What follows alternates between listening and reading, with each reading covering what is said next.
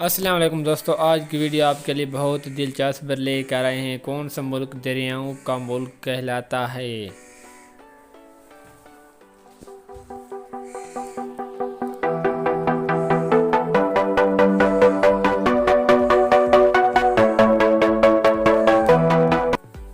बांग्लादेश।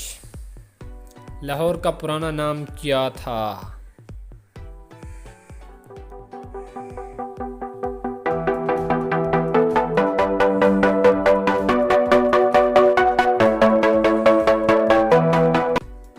महमूदपुर।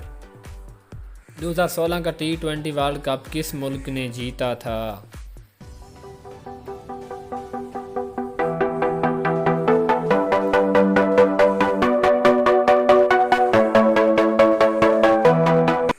जी हाँ, West Indies ने। कौन सा जानदार इंसान को कैंसर से बचा सकता है?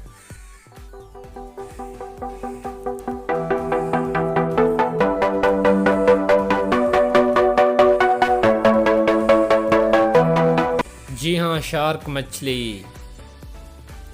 बांग्लादेश ने किस मुल्क से आज़ादी हासिल की थी?